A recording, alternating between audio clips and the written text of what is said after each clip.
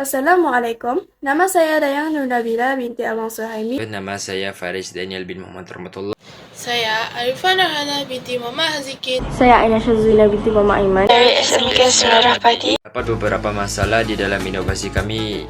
Antaranya ialah pelajar tidak pandai membaca tulisan Jawi dan pelajar juga tidak berminat untuk melibatkan diri secara aktif dalam proses PDPC pendidikan Islam. Kebimbangan akan berlaku jika para pelajar tidak berminat untuk mengetahui sirah perjuangan Rasulullah SAW dalam menegakkan syiar Islam. Pelajar tidak mengenali tokoh-tokoh penting dalam dunia sejarah Islam terdahulu.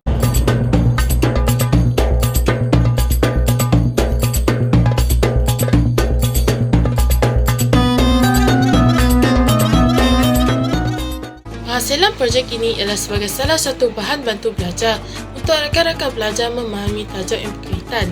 Pada zaman kini, kebanyakan pelajar kurang berminat untuk membaca buku dan kurang dalam memahami tulisan Jawi. Dengan alasan inilah, maka kami bersama guru pembimbing kami bergabung untuk menghasilkan inovasi dalam tajuk pelajaran ini. Dengan penghasilan projek ini, kami menginovasikan tajuk Fathu Makkah untuk menarik minat pelajar.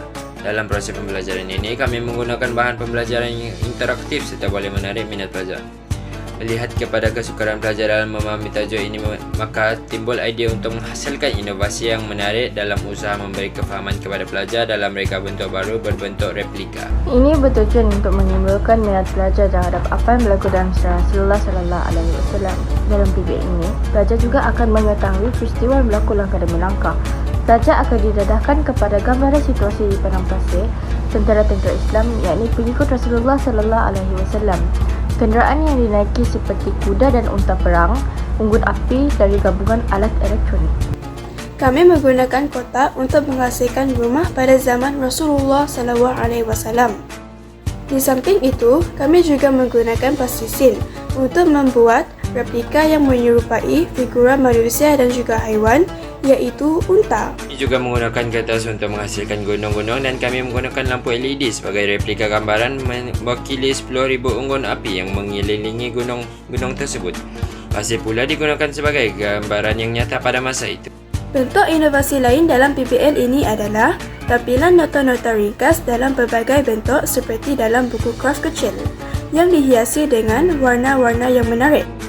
Selain itu, berbagai bentuk peta minda akan digunakan untuk menarik minat pelajar dalam memahami dan mengingati peristiwa sebelum pembukaan kota Mekah. Tampilan inovasi ini menggunakan cardboard sebagai dasar utama dalam membina isi kandungan pelajaran yang telah diinovasikan dengan pelbagai bentuk dan warna-warna yang menarik. Kami juga menghasilkan roda berpusing dalam warna pelangi yang indah dilihat dan dibaca.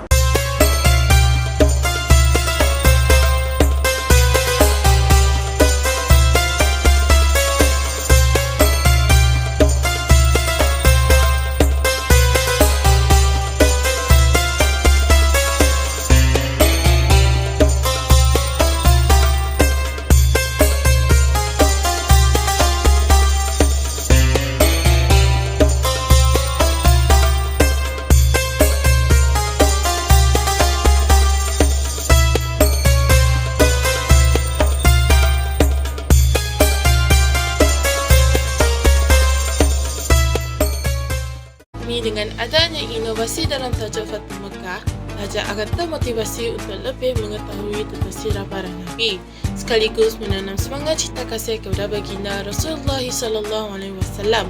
Kami juga berharap agar rakan-rakan pelajar dapat memperolehi motivasi dan cara belajar yang lebih baik selain daripada pembacaan berterusan terhadap buku teks sahaja.